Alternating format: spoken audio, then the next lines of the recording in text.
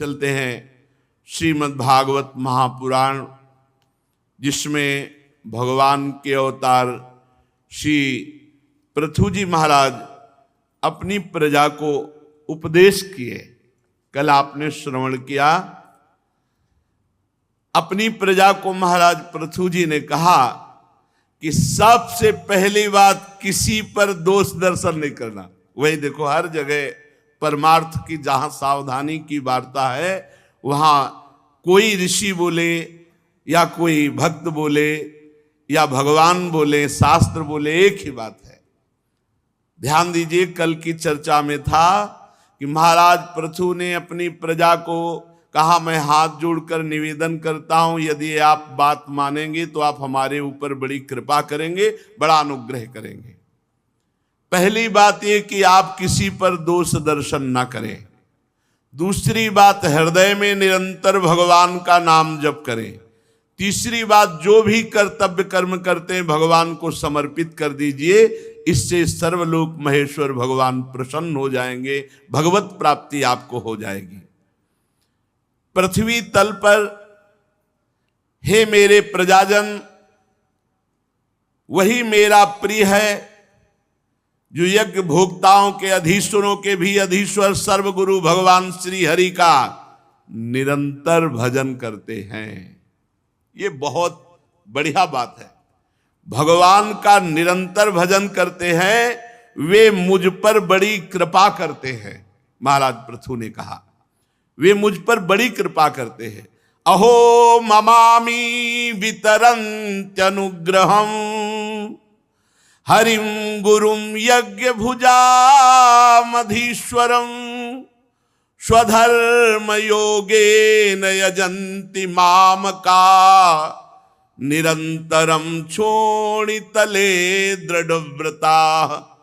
वो मेरे ऊपर बड़ी कृपा करते हैं, जो मेरी प्रजाजन है, जो यज्ञ भोक्ताओं के अधीश्वर भगवान श्री हरि का निरंतर भजन करते हैं। निरंतर भजन कैसे बनता है? तो कह रहे हैं, जो सहनशील हैं, जो तपस्या के धनी हैं, जो तत्वज्ञानी हैं, ऐसे वैष्णवों को और ब्रह्म ऋषियों को जो आदर देता है, पूजन करता है और इनको भोग पवाता है, तो उसके भजन की वृद्धि होने लगती है। निरंतर भजन का अभ्यास कैसे पुष्ट हो? बोले, ऐसे भजनानंदी महापुरुषों का सेवन करो, जो सहनशील है, तपस्वी है, तत्वज्ञानी है। ऐसे वैष्णव, ऐसे ब्रह्म ऋषियों का आदर, संग और उनको भोजन। सभी से विनय पूर्वक मैं प्रार्थना करता हूं कि सर्वांतर्यामी भगवान वैष्णव सेवा से बहुत जल्दी प्रसन्न होते हैं। जो भगवान की आराधना में तन्मय भक्त जन है, इनकी आराधना से भगवान बहुत प्रसन्न होते हैं। पूज्य श्री सुदामा कुटी के महाराज जी, उन्होंने कहा, वैष्णव सेवा का तुरंत फल होता है, तुरंत फल होता है। हृदय में तुरंत वैष्णव सेवा से आपके परिवर्तन शुरू हो जाएगा। संत सेवा का तुरंत फल होता है। यहां श्री पृथुजी महाराज कह रहे हैं, जो स्वयं प्रकाश सर्वांतर्यामी भगवान को प्रसन्न करना चाहता है, उसे निरंतर भजन करना पड़ेगा। और निरंतर भजन के लिए जो सहनशील हैं, तपस्वी हैं, तत्वज्ञानी हैं, ऐसे वैष्णव और ऐसे ब्रह्म ऋषियों का आदर, सम्मान, संग और उनको भोजन पवाना। आप सभी से मैं विनय पूर्वक कहता हूं, ब्रह्म ऋषियों की सेवा करने से बहुत जल्दी भगवान प्रसन्न होते हैं। वैष्णव सेवा, ब्रह्म ऋषियों की सेवा अगर नित्य बनने लगे तो बहुत जल्दी चित्त शुद्ध होकर के बिना ज्ञानाभ्यास के उसे मोक्ष पदवी प्राप्त हो जाएगी। बिना तत्व ज्ञान के, अभ्यास के, कि सब में भगवान है ऐसा कुछ लगाने की जरूरत नहीं। हृदय पवित्र हुआ ये अनुभव हो जाएगा, जित देखो तित श्याममयी। कैसे पवित्र होगा? पृथु महाराज अपनी प्रजा को कह रहे हैं, जो रोज संत सेवा करता है, वैष्णव सेवा करता है, ब्रह्म ऋषियों की सेवा करता है, इस लोक में वैष्णव और ब्रह्म ऋषियों से बढ़कर दूसरा कौन हो सकता है? एक बहुत काल तक अग्नि में हवन करे और एक वैष्णव को भोजन पवा दे, तो वैष्णव भोजन पवाने से भगवान बहुत जल्दी प्रसन्न हो जाएंगे। इंद्रादि यज्ञीय देवताओं को जो हवन किया जाता है, उससे ज्यादा तत्वज्ञानी ब्रह्म ऋषि और भगवत भक्तों को जो श्रद्धा पूर्वक प्रसाद पवाया जाता है, तो चेतना शून्य होम यज्ञ में वो लाभ प्राप्त नहीं होता जो चैतन्य वैष्णव ब्रह्म ऋषियों के पवाने से होता है। यद ब्रह्म नित्यम विरजम सनातनम श्रद्धा तपो मंगल मौन संयमई समाधिना बिभ्रतिहार्थ दृष्टये यत्रेदमादर्श इवाव भासते तेषामहं पाद सरोजुरेणुर माया वहे आदि किरीट मायु यम नित्यदा बिभ्रत आसु पापम नश्यन्त्यमु सर्वगुणा भजन्ति गुणायनम शील धनम कृतज्ञम वृद्धाश्रयम संवृणितेनु संपदा प्रसीदताम ब्रह्म कुलम गवाम च जनार्दना सानुचरस्मय्यम। आहा, बहुत सुंदर बात कह रहे हैं। जैसे दर्पण साफ हो तो अपना प्रतिबिंब दिखाई देने लगता है, ऐसे ही जब हृदय निर्मल होता है तो ब्रह्म का साक्षात्कार स्वयं हो जाता, कोई प्रयास नहीं करना पड़ता। और हृदय की शुद्धि के लिए श्रद्धा तपो मंगल मौन संयमई, जो भगवत श्रद्धा से युक्त हैं, भगवत तपस्या संलग्न है, जो मंगलमय आचरण करते हैं और ज्यादातर मौन रहते हैं, ऐसे संयमीय जो वैष्णव जन हैं, जो भगवत भक्त हैं, जो ब्रह्म ऋषि जन हैं, उनकी जो आराधना करता है उसका हृदय निर्मल हो जाता है। हृदय निर्मल होने पर ऐसे ब्रह्मबोध, ऐसे भगवत साक्षात्कार हो जाता है जैसे दर्पण साफ होने पर अपना प्रतिबिंब दिखाई देता है। तेषामहं पाद सरोज रेणुर माया वहे याद किरीट मायु, मैं ऐसे ब्रह्म ऋषि वैष्णव जनों की चरण कमल की धूली अपने मुकुट पर धारण करता हूं, आयु पर्यंत धारण करूंगा, क्योंकि वो चरण रज धारण करने से तत्काल सारे पाप नष्ट हो जाते हैं और भगवत सेवा संबंधी सद्गुण प्रकट हो जाते हैं। अर्थात अपनी प्रजा को उपदेश कर रहे हैं, वैष्णव सेवा करो, ब्रह्म ऋषियों की सेवा करो, उनका चरण धोवन अपने माथे पे धारण करो। बड़ी बड़ी यज्ञों से भगवान जैसे संतुष्ट नहीं होते, वैसे अपने भक्तों को पवाने से, ब्रह्म ऋषियों को पवाने से संतुष्ट होते हैं। गुणवान, शील संपन्न, कृतज्ञ और गुरुजनों की सेवा करने वाले के पास लौकिक पारलौकिक संपदाएं अपने आप इकट्ठा हो जाती है। अतः मेरी यही आज्ञा है, प्रार्थना है कि ब्रह्म ऋषियों का, गौवंश का और भगवत भक्तों का आराधन हो तो श्री भगवान अपनी समस्त विभूतियों के साथ प्रसन्न हो जाते हैं। श्री मैत्रेय जी कहते हैं, महाराज पृथु का यह सुंदर उपदेश सुनकर सभा में देवता पितर ब्राह्मण जितने बैठे थे साधुवाद साधुवाद, साधु साधु यो कहकर प्रशंसा करने लगे। समस्त संत जन भी विराजमान थे। उन्होंने कहा, पुत्र के द्वारा पिता कैसा भी पापी हो पुण्य लोकों की प्राप्ति कर लेता है। आज ये यथार्थ सत्य पापी वेन का निस्तार हो गया कि आप जैसे पुत्र प्रकट हो गए। पृथु जी से कहा, अगर पुत्र भगवत आचरण करने वाला है तो पिता कितना भी पापी हो उसे भगवत प्राप्ति हो जाएगी, ये शास्त्र कहता है।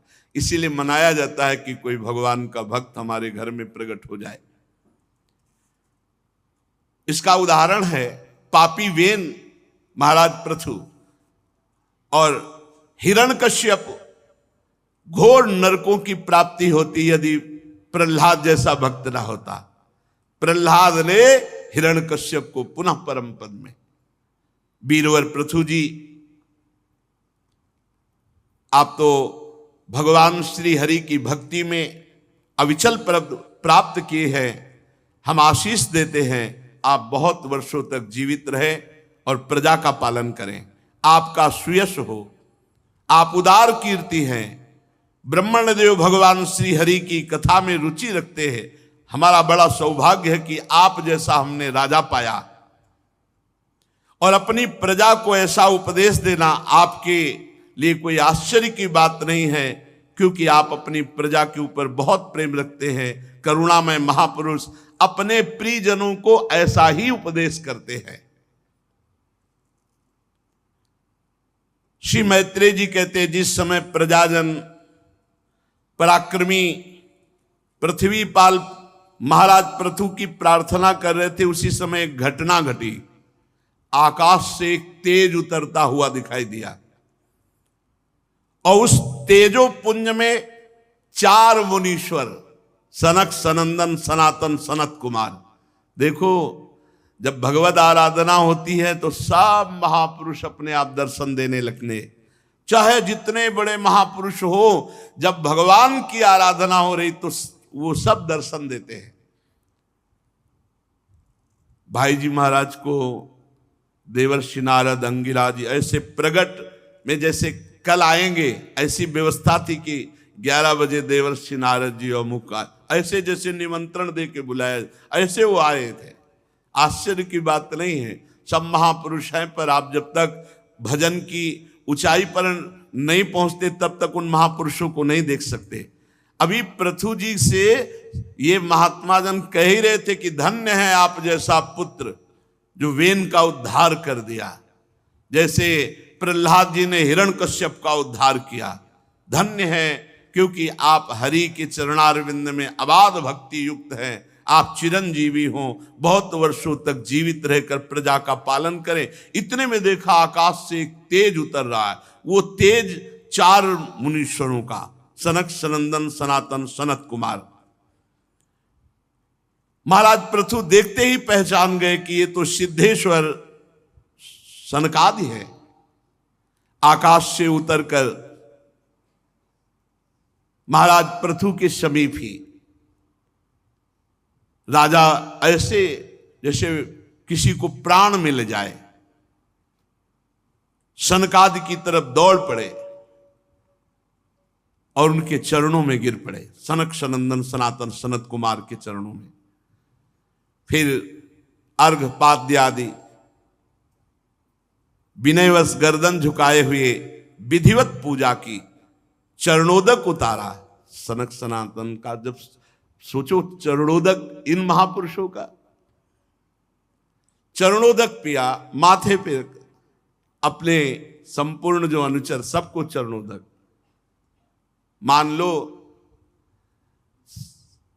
अगर संतों की चरण रज, संतों का चरणोदक पीते हो, छिष्ट पाते हो, भगवत प्राप्ति निश्चित। हम आपसे कई बार इसीलिए कहा, करोड़ों बार होती तो भगवान का जो रोज चरणामृत पीते हैं, प्रभु का चरणामृत पीते हैं, उनको भगवत प्राप्ति में कोई संशय है? अकाल मृत्यु हरणम सर्वव्याधि विनाशनम श्री कृष्ण पादोदकम पीत्वा पुनर्जन्म न विद्यते। कितने कितने बार जो रोज भगवान नाम जप करते हैं, चतुरासी जी का पाठ करते हैं, गोपाल शास्त्र नाम का पाठ करते हैं, भागवत का श्रवण करते हैं, भगवत प्राप्ति स्वाभाविक। बस हम अपनी दुराचार प्रवृत्ति जनित मन बुद्धि को रोक नहीं पा रहे, इसलिए अनुभव नहीं हो रहा है।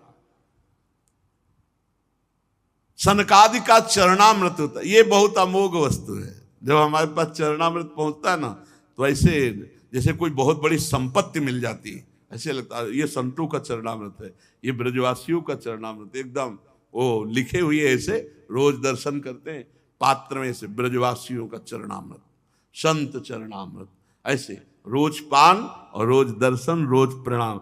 आप लोग भी करो। अगर इतना भी चरणामृत संतों को मिल जाए तो खूब उसमें सालों जल मिला करके पियो, चरणामृत ही रहता है।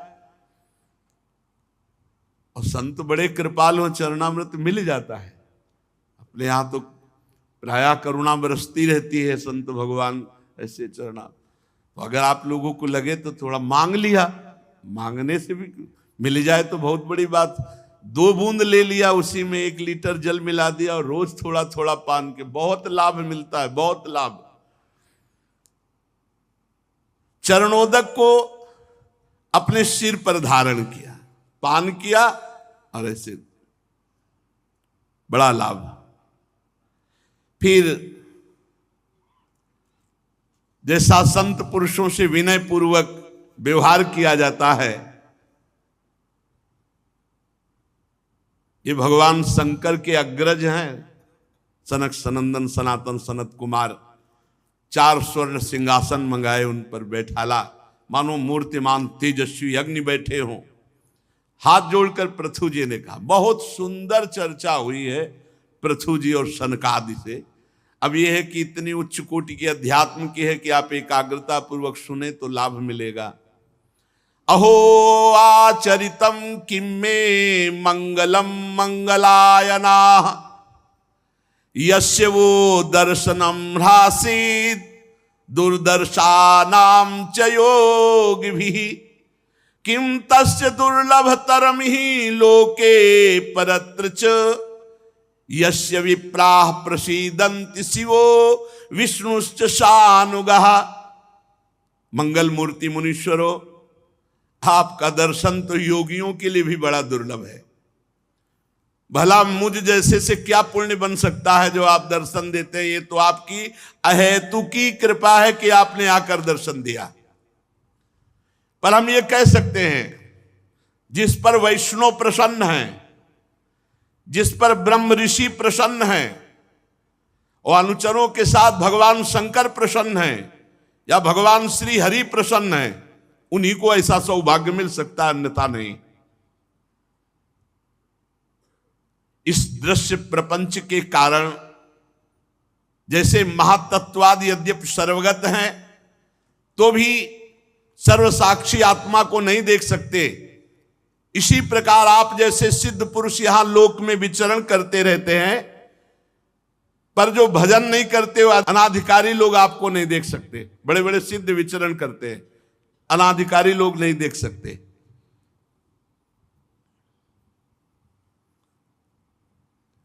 कई बार महापुरुषों के दर्शन होते हैं अव्यक्त रूप से। एक बार बहुत एकांत क्षेत्र, पीछे देखा, एक बड़े अवधूत कोटि के संत खड़े थे और उन्होंने कहा, जीवन में 3 बातें सदैव याद रखना, बिना किसी प्रश्न के, बिना ऐसे। बड़े अवधूत कोटि के महापुरुष एकाग्रता पूर्वक उन 3 बातों को पहली बात, कभी भगवान का विस्मरण मत करना। दूसरी बात, कभी धन अपने नाम मत रखना। तीसरी बात, अपने नाम कभी कोई जमीन मत रखना। महापुरुष जन जब देखते हैं कि इस साधक में भगवत प्राप्ति की लालसा है, तो आगे से आगे आपको पूछने की जरूरत नहीं पड़ेगी। आप जैसे सिद्ध महापुरुष लोक में विचरते रहते हैं, पर जो भजन नहीं करते, अनाधिकारी लोग, वो आपको नहीं देख पाते। जिनके यहां आप जैसे महापुरुष थोड़ा जल ले लें या आसन स्वीकार कर लें, बैठ जाएं, कोई पदार्थ स्वीकार कर लें, कुछ ले लें, वो धन्याति धन्य हो जाते हैं। आप जैसे महापुरुष कुछ सेवा स्वीकार कर लें, जिनके घरों में भगवत भक्तों के चरणामृत का छींटा नहीं पड़ा, वो चाहे जितना वैभव संपन्न हो, वो भूतों के रहने वाले घर के समान है। वो व्यर्थ है, अपवित्र घर है जिनमें भक्तों का चरणोदक नहीं पड़ा। और भगवान की कृपा से सौभाग्य से अपने लोगों को बचपन में से ये सौभाग्य मिल रहा है। 8 सन्यासी महात्मा जन जहां दूर से दंडलीय दिखाई दे तो दौड़ो स्वामी जी आ रहे, अब साष्टांग दंडवत, थाली लोटा जो कुआं से जल निकाल के सबके चरणोदक धोना, और फिर पान करो, माथे पे डालो, छिड़के आओ पूरे घर में, फिर उसको पात्र में रख लिया जाता, रोज पवाया। वही सब प्रभाव संतों का चरणामृत का। जिनके घरों में संतों का भक्तों का चरणामृत नहीं छीटा पड़ता, वो बड़े बड़े समृद्धियों से संपन्न होने पर भी जिन घरों में भूत रहते हैं ऐसे वो घर हैं, अपवित्र हैं। या जिन खोखले पेड़ों में सांप रहते हैं वो अपवित्र। ऐसे हे मुनीश्वरों, कैसे कहूं कि आपका स्वागत है। स्वागतम वो द्विज श्रेष्ठा यद व्रतानि मोक्षवा चरंति श्रद्धया धीरा बाला एवं बृहंति च। क्योंकि आपने बाल्यावस्था में ही ब्रह्मबोध प्राप्त कर लिया। आप अखंड ब्रह्मचारी हैं, आपका ब्रह्मचर्य अखंड है, आप सदैव अपने स्वरूप में स्थित रहते हैं। स्वामियों, हम लोग तो अपने कर्मों के वशीभूत होकर इस विपत्ति के क्षेत्र रूप संसार में केवल इंद्रिय संबंधी भोगों को ही पुरुषार्थ मानकर भोग रहे हैं। आप कृपा करके बताइए, प्रश्न है, जो इस संसार में इंद्रिय भोगों में ही केवल सुख मानकर फंसे हैं, उनका कल्याण कैसे होगा? उनका निस्तार का उपाय क्या है? और आप लोगों से ये पूछना कि आपका कुशल मंगल है, ये उचित नहीं है, क्योंकि आप सदैव आत्मा में रमण करते हैं, आत्मस्वरूप हैं। तो क्या कुशल और क्या अकुशल आपके लिए? तो जो अपने स्वरूप में स्थित, उसमें कोई फर्क नहीं पड़ता। चाहे विपत्ति हो, चाहे संपत्ति हो, दुख हो, सुख हो, साप हो, वरदान हो, कोई फर्क नहीं पड़ता। क्योंकि जो आत्मानंद में निमग्न है, उसको इन बाहरी साप, वरदान, दुख, सुख, लाभ, हानि, मान, अपमान से कोई फर्क नहीं। एक हमने संत से सुना कि एक बार भगवान गौरी शंकर नंदीश्वर पर विराजमान होकर जा रहे थे, तो शनकादि चारों हरिशरणम हरिशरणम हरिशरणम ध्यानस्थ थे। भगवान शिव वहां से निकले, कोई प्रणाम नमस्कार, कोई भगवान शिव को कोई फर्क नहीं। अंबा ने कहा, जगत गुरु भगवान शिव को प्रणाम भी नहीं किया, ऐसे ही गर्दन, उनको गुस्सा आ गया, साप दे दिया, जाओ आउट हो जाओ। गर्दन ऐसे सीधी की, झुकाया नहीं जैसे। भगवान शिव ने कहा कोई फर्क नहीं पड़ता इनके ऊपर। बोले क्यों? इनको पश्चाताप, तो बोले कभी पश्चाताप नहीं होगा।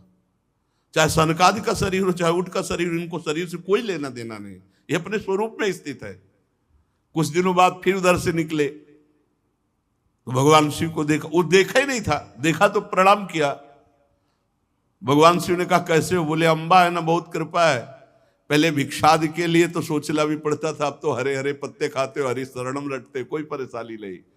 हाँ कहे तो इनको सनकादि रूप में करो, इनको कोई फर्क नहीं पड़ता। तो कह रहे आपके लिए पूछना कि कुशल मंगल है कि नहीं, तो आप तो आत्मा में रमण करते हैं, आपके लिए ना कुशल हो ना अकुशल, दोनों बराबर। कुशल अकुशल से कोई मतलब नहीं। प्रभु आपका समागम बड़ा दुर्लभ है, उसका लाभ मिलना चाहिए। इससे मैं पूछता हूं कि जो भोगों में मनुष्य फंसे हैं, उनका सुगमता पूर्वक कल्याण कैसे होगा? प्रभु ये आत्मबोध तो बहुत धैर्यवान, बहुत अच्छे ज्ञानी के हृदय में आत्मबोध होता है, पर विषयी पुरुषों पर कृपा करने के लिए आप जैसे महापुरुष भ्रमण करते रहते हैं, आप ये बताइए कि विषयी पुरुष का कल्याण कैसे होगा जो भोगों में सुख मानता है। राजा पृथु के ये युक्ति युक्त गंभीर परमित मधुर वचन सुनकर श्री सनत कुमार जी बड़े प्रसन्न हुए और मुस्कुराते हुए बोले। सनत कुमार जी ने कहा, महाराज, आपने सब कुछ जानते हुए भी समस्त प्राणियों के कल्याण की दृष्टि से बड़ी अच्छी बात पूछी।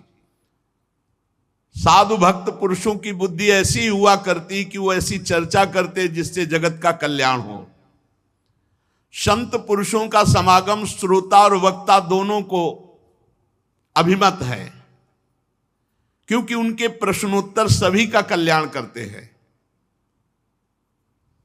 अब उत्तर शुरू।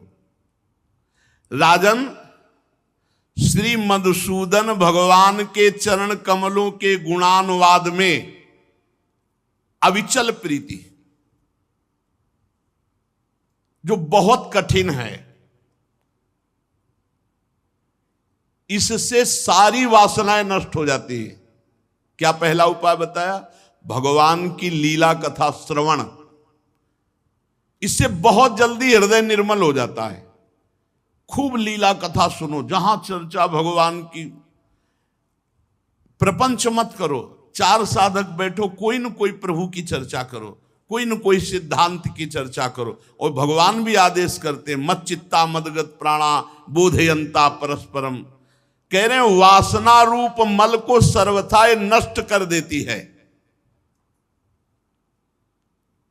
अस्तिव राजन भवतो मधुद्विषः पादारविंदस्य गुणानुवादने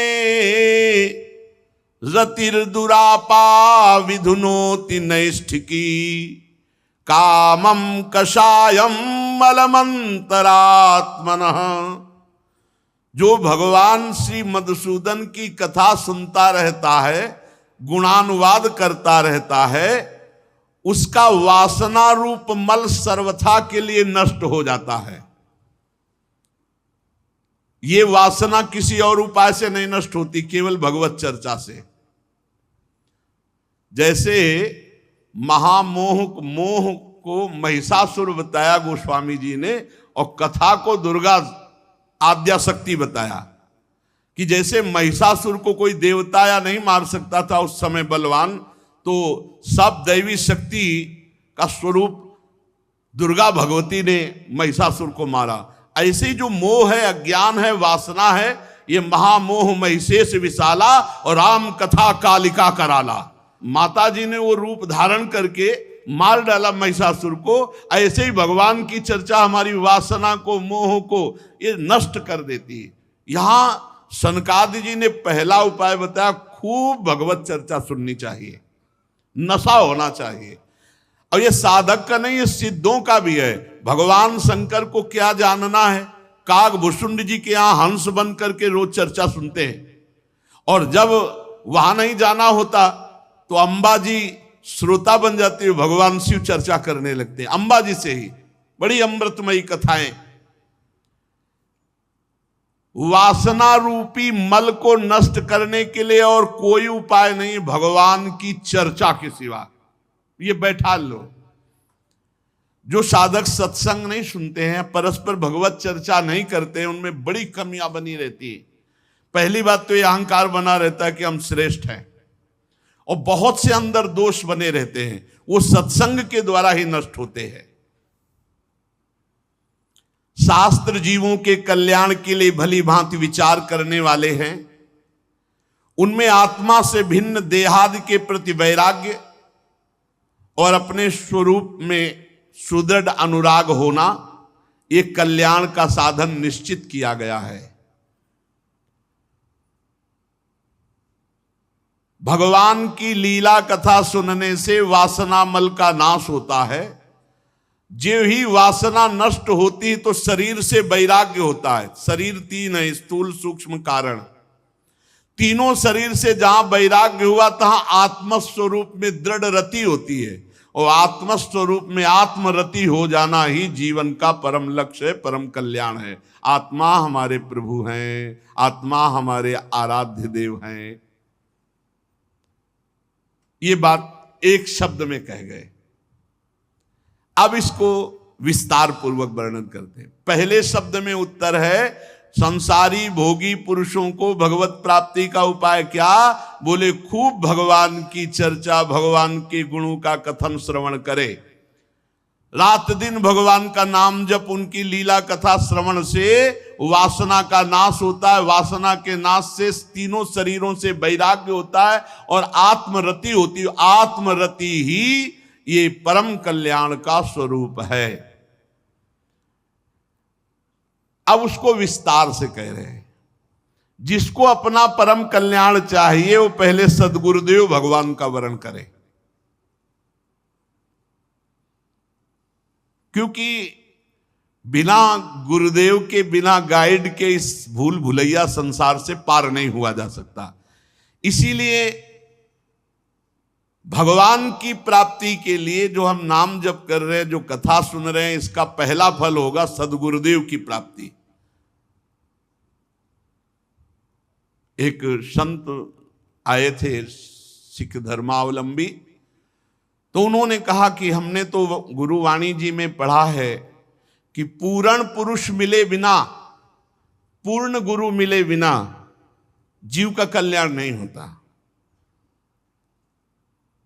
ऐसे नाम जब कर रहा है तो पूर्ण उसे गुरु नहीं मिले तो क्या कल्याण हो जाएगा? तो उन्होंने कहा हाँ, क्या कल्याण होगा? वो नाम जब उसे पूर्ण गुरु से मिलाएगा और फिर गुरु जो नाम देगा उसे भगवत प्राप्ति करा देगा। तो यहां कह रहे हैं कि शास्त्र श्रवण हमारे अंदर जिज्ञासा प्रकट करेगा, भगवत प्राप्ति की मुमुक्षुता प्रकट करेगा, और उसके लिए हमें सद्गुरुदेव का वरण करना होगा, सद्गुरुदेव का आश्रय लेना होगा। बिना सद्गुरुदेव के चाहे शिव बिरंच सम होई, गुरु बिनु भव निधि तरे न कोई। सद्गुरुदेव शास्त्र के सूक्ष्म वचनों को अनुभव करके बोलते हैं, तो उनके वचनों में विश्वास रखना होगा। जो हमारे गुरुदेव कहें उनके वचनों पर बिल्कुल दृढ़ विश्वास। और जो गुरुदेव भागवतिक आचरण का उपदेश करते हैं वैसे ही आचरण करें। फिर गुरुदेव से जिज्ञासा करें, भगवत प्राप्ति संबंधी जो संशय हो, जो प्रश्न हो, अपने गुरुदेव से उनका उत्तर ले। गुरुदेव के द्वारा जो निष्ठा जागृत होती, कई तरह की निष्ठा होती, धाम निष्ठा, नाम निष्ठा, गुरु निष्ठा, सेवा निष्ठा, योग निष्ठा, ज्ञान निष्ठा, भक्ति निष्ठा, बड़ी निष्ठाएं होती। तो गुरु के द्वारा प्राप्त निष्ठा युक्त हो, और निष्ठा से योग योगेश्वर भगवान की उपासना में। और जो लोग केवल धन, इंद्री, स्त्री इसी में आसक्त हैं, भोगों में, उनसे दूरी बनाकर रखे। इनसे गोष्ठी न करें, इनसे मिले न, बहुत जहरीला स्वभाव होता है। अर्थेंद्रिया राम संगोष्ठो तृष्णया। अगर ऐसे इंद्रियारामी पुरुषों से मिलोगे तो भोगों की तृष्णा तुम्हें परेशान कर देगी।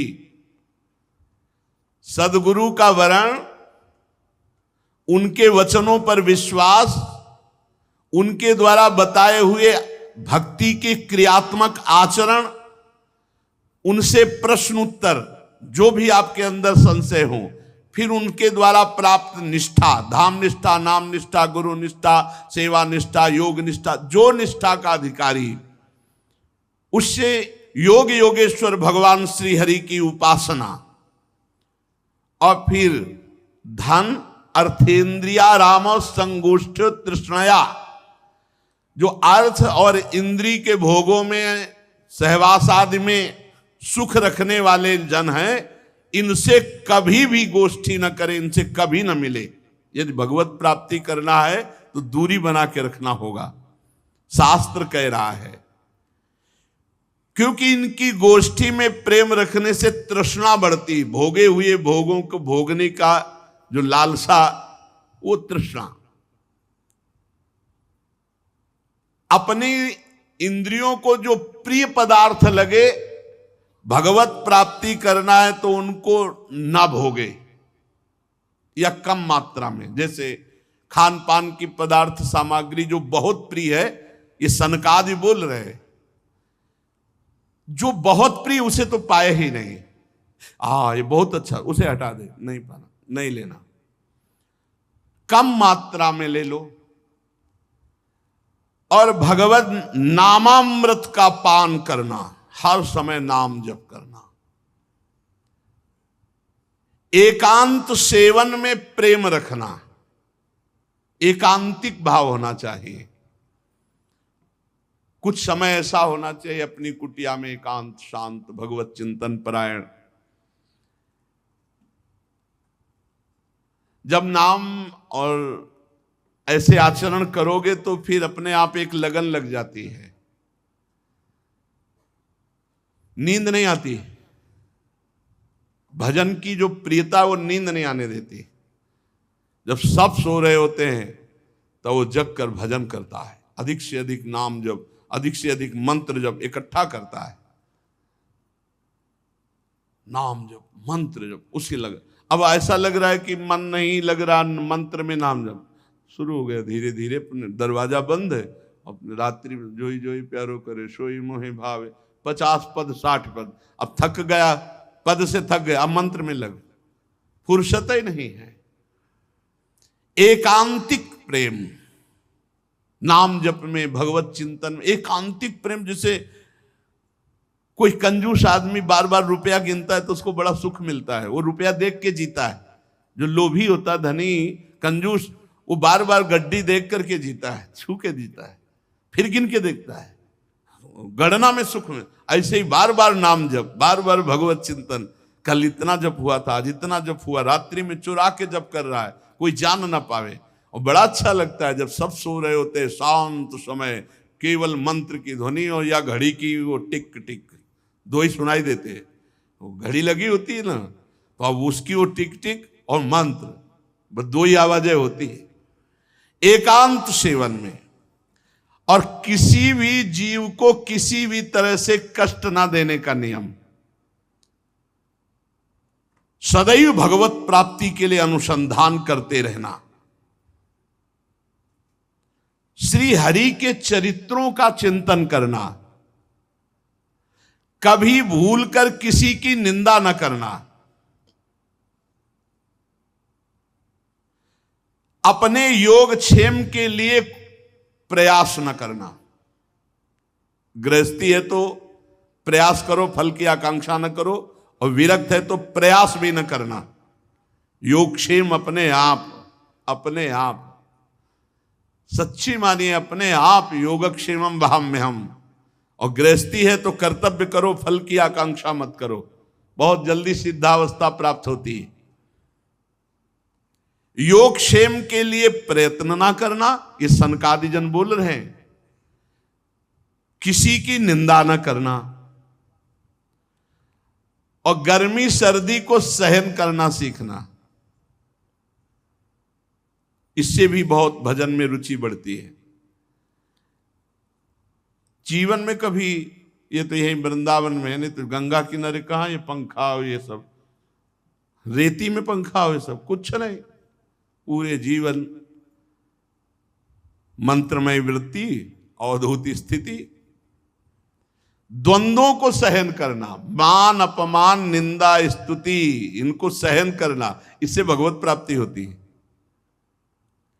और भक्त जनों को सुख देना, भगवान के जो प्रेमी भक्त जन हैं, वचन से, आचरण से, पदार्थ से, सेवा से उनको सुख पहुंचाना। और प्रत्येक मनुष्य को भगवत भाव से देखना, इससे आत्मस्वरूप परब्रह्म परमात्मा भगवान में प्रीति हो जाती, प्रेम हो जाता है। परब्रह्म में प्रीति, सद्गुरु में दृढ़ अनुराग,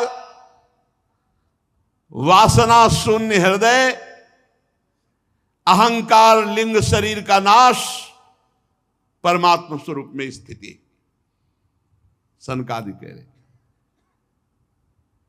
परब्रह्म में जो परमात्मा भगवान श्री हरि, उनमें सुदृढ़ प्रीति, सदगुरुदेव के प्रति पूर्ण आत्मसमर्पण, वासना शून्य हृदय, ये क्रम है।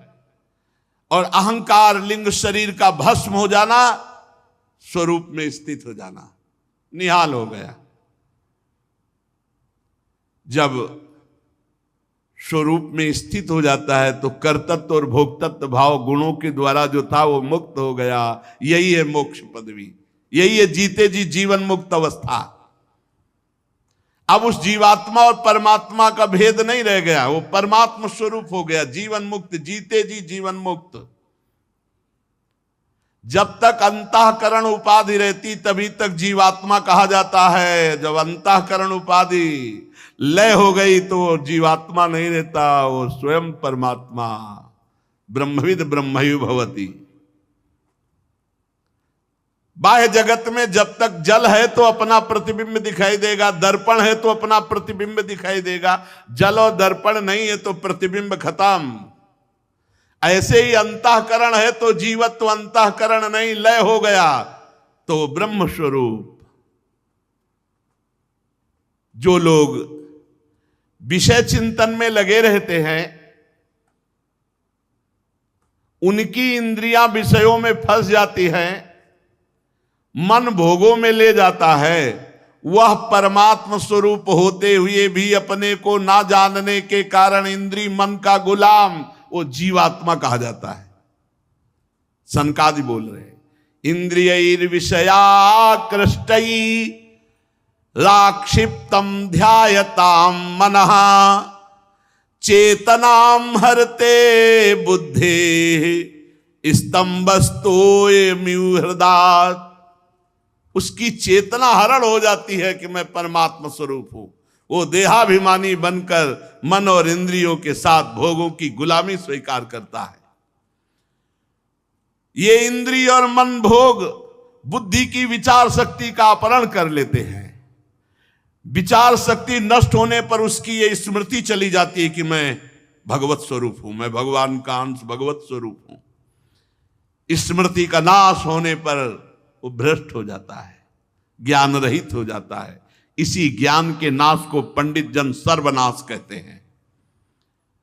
भ्रस्यत्यनु स्मृतिश्चित्तम ज्ञान भ्रंशः स्मृति क्षये तद्रोधम कवयः प्राहु रात्मा पवन मात्मनः। यही आत्मा का सर्वनाश है, अपनी स्मृति का नाश हो जाना, इंद्रिय और मन का जो भोगों में आसक्त हो जाना और उसी में अपनी तन्मयता हो जाना।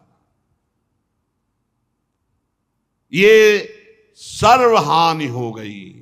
जो भोगों में अपने स्वरूप को भूलकर रमण कर रहा है वो सर्वहानि कर लिया, वो सर्व स्वार्थ का नाश कर रहा है। इससे बढ़कर लोक में और कोई हानि नहीं। जो भगवान को भूल गया और भोगों में रति, सबसे बड़ी हानि। बहुत सुंदर बात श्री सनकादि कहे। फिर एक बात सुन ले, इंद्रियासक्ति मन भोगों में जब रमण करता है तो बुद्धि की विचार शक्ति को नष्ट कर देता है। जब विचार शक्ति नष्ट हो जाती है तो उसकी स्मृति नष्ट हो जाती कि मैं कौन हूं, मेरा कर्तव्य क्या है। स्मृति नष्ट होने पर उसका ज्ञान नष्ट हो जाता है। और जहां ज्ञान नष्ट हुआ तो पंडित जन इसे ही सर्वनाश कहते हैं। वो अपने उद्देश्य को भूलकर पदार्थों की, भोगों की प्रियता में फंस करके अपने स्वार्थ की हानि कर लेता है। इस लोक में सबसे बड़ी हानि है भगवान का विस्मरण होकर भोगों में रति हो जाना। इसलिए बुद्धिमान उपासक को चाहिए कि धन का और इंद्रियों के भोगों का चिंतन ही ना होने पावे। इसीलिए अनन्यस चिंतयन्तो माम, मेरा चिंतन करो। क्योंकि जहां इनका चिंतन हुआ वो ज्ञान विज्ञान को भ्रष्ट कर देता है। ये बड़ी बात है। अर्थेन्द्रियार्थाभिध्यानम सर्वार्था पन्नवो नृणाम भ्रंशितो ज्ञान विज्ञाना देना विशति मुख्यताम। जब कोई साधक विषयों का ध्यान करने लगता है, विषयों का चिंतन करने लगता है, भगवान का चिंतन छोड़ देता है, तो सभी पुरुषार्थों का नाश करने वाला ज्ञान छा जाता है। विषयों का चिंतन सब ज्ञान विज्ञान को नष्ट कर देता है। जो विषयों का चिंतन करते हुए मरता है वो वृक्षादि योनियों को प्राप्त होता है, स्थावर योनियों को प्राप्त होता है। इसलिए जिसे अज्ञान अंधकार से पार होने की इच्छा है, उस पुरुष को चाहिए कि प्रभु का विस्मरण ना होने पावे, भोगों का स्मरण ना होने पावे, हर समय राधा राधा राधा राधा। क्योंकि ये भोगों का चिंतन ही धर्म अर्थ काम मोक्ष की प्राप्ति में बाधा खड़ी कर देता है। जो विषयों का चिंतन करता है उसे सदा भय लगा रहता है। जो विषयों का चिंतन करता है उसे उत्तम मध्यम अधम ये दिखाई देता है। जो विषयों का चिंतन करता है ऐसा कोई भी नहीं है जो कुशल से रह सके। काल भगवान उनकी सारी कुशलता को नष्ट कर देते हैं जो विषयों का चिंतन करता है। हे राजन, तुम वही हो ऐसा चिंतन करो, क्योंकि शुद्ध ब्रह्म बोध संपन्न महापुरुष है। देह नहीं, इंद्री नहीं, तुम प्राण नहीं, तुम बुद्धि नहीं, तुम अहंकार से आवृत अंतःकरण नहीं, तुम वही हो, मैं ही मैं हूं, ऐसा चिंतन करो। ये शुद्ध ज्ञान का स्वरूप है। सोहमस्मि तत्वम नरेंद्र जगतामथ तस्थुषाम च देहेन्द्रिया सुधिष्णात्म भिरा वृता नाम या क्षेत्र वित्त पतया हृदय विश्वगावि प्रत्यक्षकास्त्य भगवास्तमवे सोहमस्मि सोहमस्मि सोहमस्मि, वही मैं हूं। जिस प्रकार माला का ज्ञान हो जाने पर, जैसे माला पड़ा हो टेढ़ा तो दिखाई देगा, सर्प बुद्धि नहीं रहती, वैसे ही स्वरूप का ज्ञान हो जाने पर ये जगत बुद्धि खत्म हो जाती है, नानात्व तो खत्म हो जाता है। बड़े बड़े संत महात्मा जिनके चरण कमलों की अंगुली दल की छिटकती हुई छटा का स्मरण करके इस अज्ञान रूपी हृदय ग्रंथि का भेदन करके छिन्न भिन्न कर डालते हैं। बड़े बड़े सन्यासी जन जिनको रिझाने के लिए आराधना करते हैं, उन भगवान वासुदेव का भजन करो। दो मार्ग तत्काल बता रहे हैं। एक बता रहे तुम देह नहीं हो, इंद्री नहीं हो, प्राण नहीं हो, बुद्धि नहीं हो, अहंकार से आवृत अंतःकरण नहीं हो, तुम वही हो, मैं ही मैं हूं। और दूसरा कह रहे, क्योंकि हर साधक संत महात्मा जिनके चरण कमलों के अंगुली दल की छिटकती हुई छटा का स्मरण करके अहंकार रूपी हृदय ग्रंथि का छिन्न भिन्न भेदन कर डालते हैं, उन भगवान श्री कृष्ण का तुम भजन करो। जो लोग मन और इंद्री रूपी मगरों से भरे हुए संसार सागर को योग आदि के द्वारा पार करना चाहते तो पार करना बहुत कठिन है, लेकिन जो कर्णधार रूपी श्री हरि का आश्रय लेकर उनकी आराधना रूपी नौका पर बैठ जाते हैं, वो इस भव समुद्र को सहज में पार कर जाते हैं। ये बढ़िया मार्ग, भगवान का आश्रय लेकर भगवान का नाम जप करते हुए संसार समुद्र से पार हो जाते सहज में। ब्रह्मा जी के पुत्र आत्मज्ञानी सनत कुमार जी ने इस प्रकार महाराज पृथु को उपदेश किया। राजा पृथु ने कहा, भगवान दीन दयाल भगवान हरि ने तो पहले ही हम पर कृपा की और पूर्णता आज हुई, आपके संयोग से। आप पधारे, हम पूर्ण हो गए। आज हरि ने कृपा की और पूर्णता आज हुई सनक सनंदन सनातन सनत कुमार जी से। कह रहे आपके दर्शन से। प्रभु मैं क्या दे सकता हूं आपको, क्योंकि मेरे पास जो शरीर है, जो कुछ भी है, वो तो आपका ही दिया हुआ प्रसाद है। मैं क्या दे सकता हूं?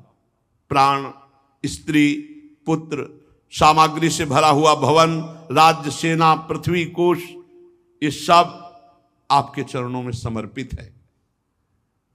ये सब आपका है प्रभु, स्वीकार कीजिए। सनकादि से सेनापतित्व, राज्य, दंड, विधान, संपूर्ण लोकों का शासन, वेद शास्त्रों के ज्ञाता, ये सब आपके ऊपर अधीन है। जो वैष्णव जन है, जो ब्रह्म ऋषि जन है, महात्मा जन है, वो किसी का दिया नहीं खाते, वो अपना खाते हैं, अपना पहनते हैं, अपनी वस्तु दूसरों को दान देते हैं, और पूरा संसार उनका दिया हुआ खाता है। महाराज पृथु सनक सनंदन सनातन सनत कुमार से कह रहे, स्वयमेव ब्राह्मणो भुंक्ते स्वम वस्ते स्वम ददाति च तस्यैवानुग्रहेणान्नम भुंजते क्षत्रियादया। ये जितना लोक है, ये ऋषि मुनि और संत महात्माओं के द्वारा दिए हुए खाता है। बड़ा रहस्यमयी बात कह रहे। ये जो ब्रह्म ऋषि जन है अपना खाते हैं, अपना पहनते हैं, और जो अन्य लोग हैं वो सब उनके द्वारा दिया हुआ खाते हैं। अगर वो ना हो, वो तपस्या ना करे, भजन ना करे, सब लोक नष्ट हो जाए। आप वेद के पारगामी, अध्यात्म तत्व का निश्चय किए हुए महापुरुष हैं। आपका दर्शन अभेद भक्ति की उपलब्धि कराता है। आप परम कृपालु हैं, आप दीनों का उद्धार करने वाले हैं। आप अपनी कृपा से संतुष्ट हो जाएं। आपको कोई इस उपकार का बदला दे सके ऐसा कुछ नहीं है, क्योंकि इसके लिए प्रयत्न करना अपनी हंसी उड़ाना है। कहां आपका आत्मबोध और कहां जागतिक वस्तुएं। प्रभु मैं आपको कुछ नहीं दे सकता, फिर भी ये सब कुछ आपको समर्पित है। सनकादि जी ने पृथु जी के इस उदार स्वभावशील की प्रशंसा की और सबके सामने देखते देखते अंतर्ध्यान हो गए। सनक सनंदन सनातन सनत कुमार महात्माओं में अग्रगण्य महाराज पृथु उनसे आत्मोपदेश पाकर चित्त की एकाग्रता से आत्मा में स्थिर रहने के कारण ऐसा अनुभव हुआ कि मैं कृतकृत्य हो गया हूं। आहा, सनकादि के सत्संग से ऐसा अनुभव हो गया कि अब मैं कृतकृत्य हो चुका हूं। आत्मनिष्ठा समस्त कर्तव्य कर्मों की पूर्ति। महाराज पृथु के 5 पुत्र हुए, विजिताश्व, ध्रुमकेश, हर्यक्ष, द्रविण और वृक। महाराज पृथु ने अपने बड़े पुत्र विजिताश्व को राज्य समर्पित किया, और अब सनकादि के उपदेश से अब ये राजपाट अच्छा नहीं लगा। यही है महापुरुषों का संग।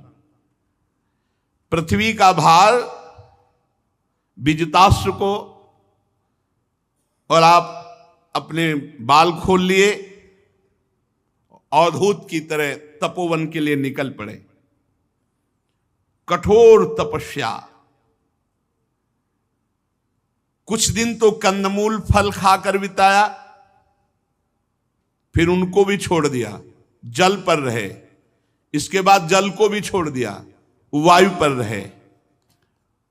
वायु भक्षस्ततः परमम,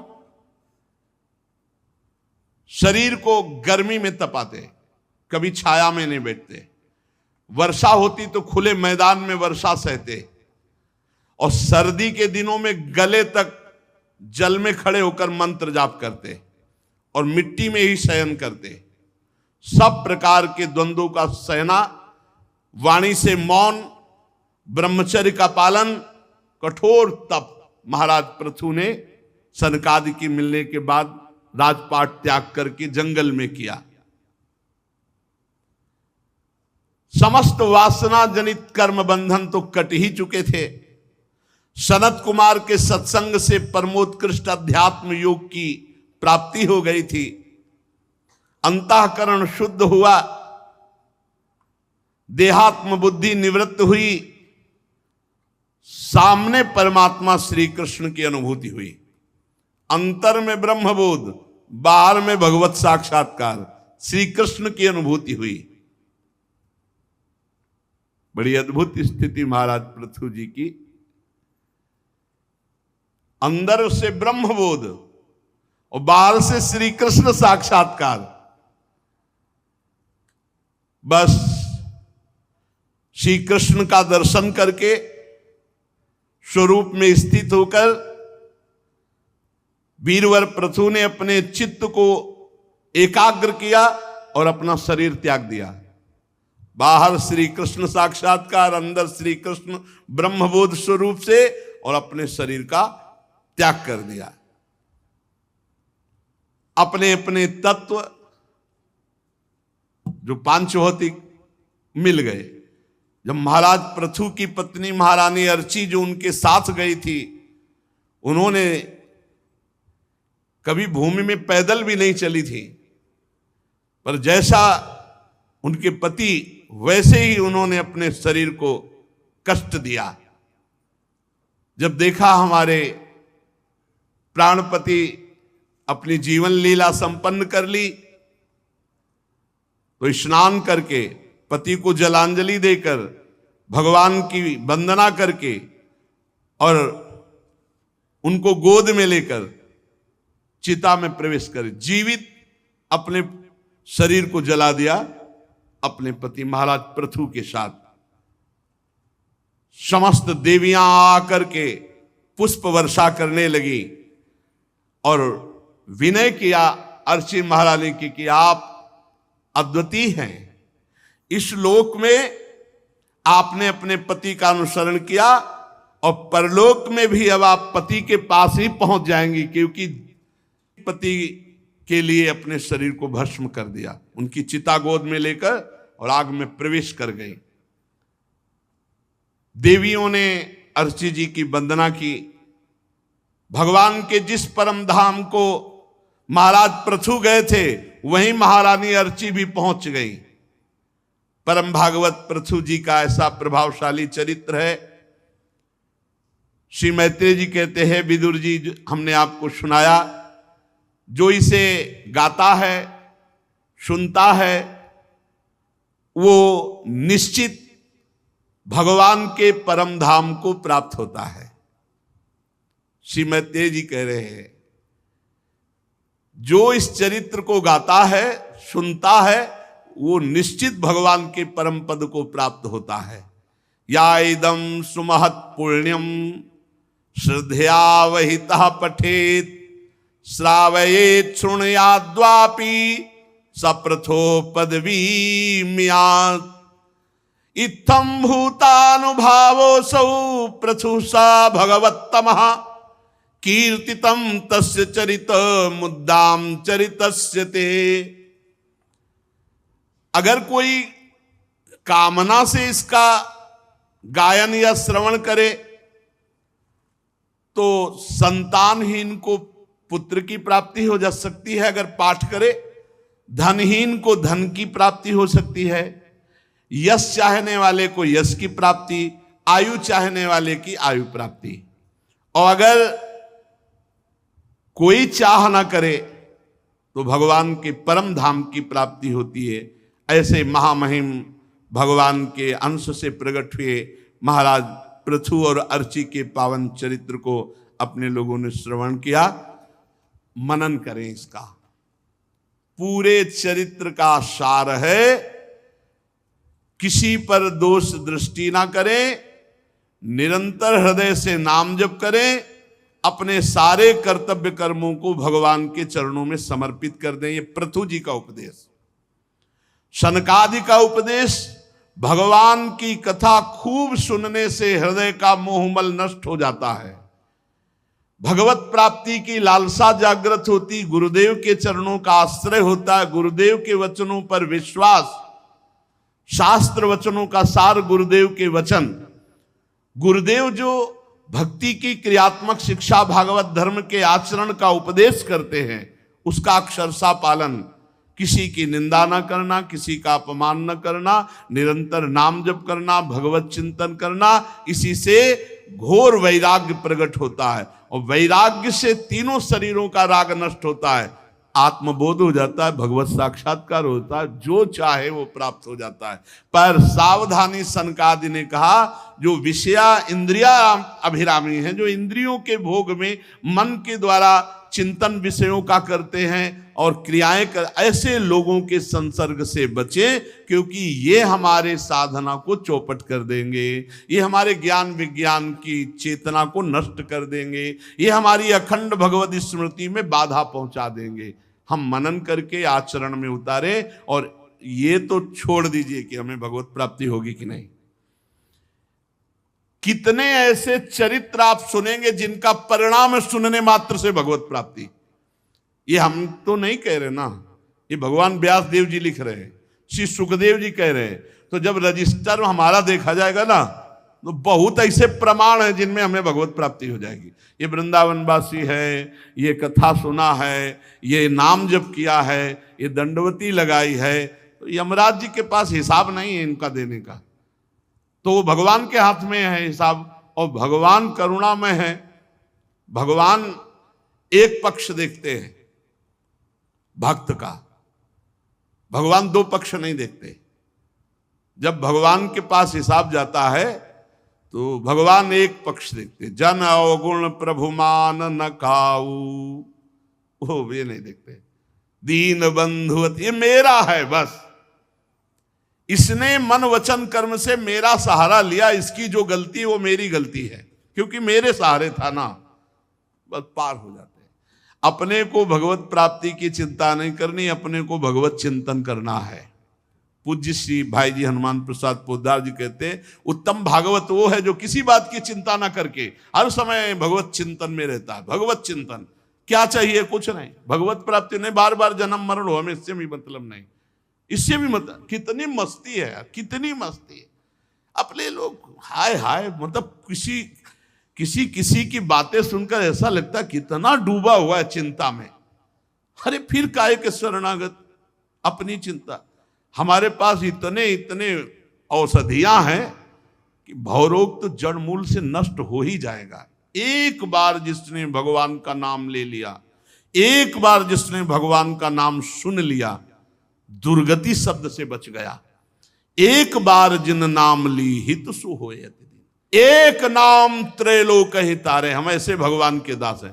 तो बोले निरंतर के लिए क्यों कहते हैं? अरे इतना कीमती, हम एक बार जिसकी महिमा है ऐसी, तो हम बार बार जप करके उनका साक्षात्कार इसी जन्म में करेंगे।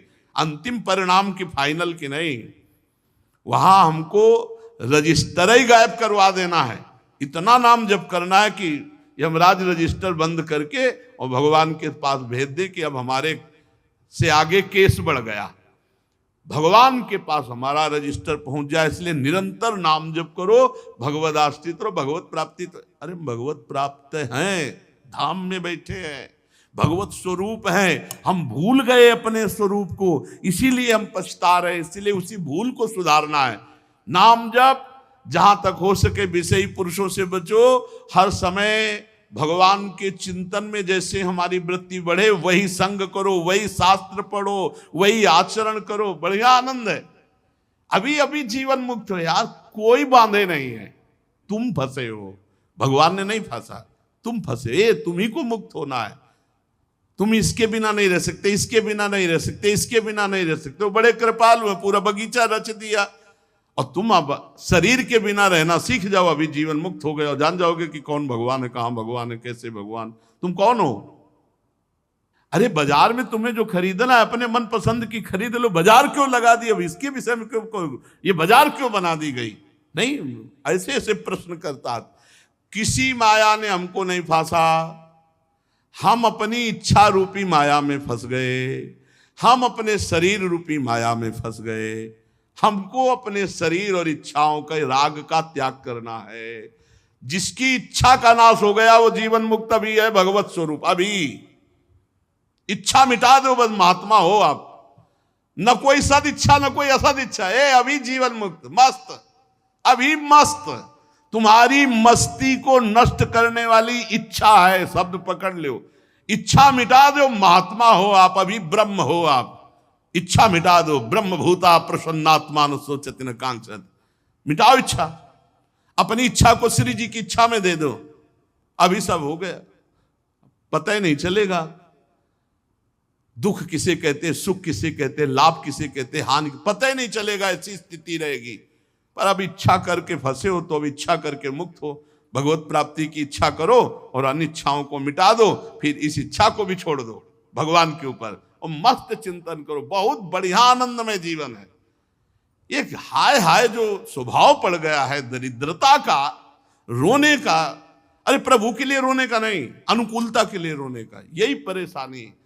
जीवन मुक्त हो, अभी आपको किसी ने नहीं पकड़ रखा, आप जीवन मुक्त हो। इच्छा ने आपको पकड़ रखा हो तो हमें बताओ, आपने इच्छा पकड़ रखी, कौन सी वस्तु आपको पकड़े? इच्छा। आपने इच्छा की है, उसी के कारण आप फंस गए। इच्छा छोड़ दो, जीवन मुक्त हो गए। कैसे इच्छा छूटे? अब भगवत प्राप्ति की इच्छा करके साधन करो, सब इच्छाओं को मिटा दो, खत्म। कुछ नहीं, अब भी आप निर्विकार हैं, अब भी आप निष्पाप हैं, अब भी आप परमात्मा स्वरूप हैं। पर यह अनुभव कैसे हो? क्योंकि इच्छाओं का जाल बिछा हुआ है। इच्छाओं को नष्ट कर दो, बस महात्मा हो गए। परमात्मा और जीवात्मा इतना अंतर है, वो इच्छा रहित है और ये इच्छा सहित है। इच्छा रहित हो जाए तो दो है ही नहीं। जैसे दर्पण हटा दो, जल अगर नहीं है तो आपको अपना प्रतिबिंब नहीं दिखाई देगा, दर्पण नहीं है तो प्रतिबिंब नहीं दिखाई देगा। इच्छा नहीं है तो जीवात्मा नहीं है, वही है वही। और अगर इच्छा है तो फिर जीवात्मा, फिर तो न जाने कितनी योनियों में जाना पड़ेगा। इसलिए भाई, इच्छा मिटाने के लिए खूब नाम जप करो। नाम जप इच्छा रहित कर देगा। जितना नाम जप करोगे उतना ही परमानंद बढ़ेगा। श्री राधा वल्लभ लाल की।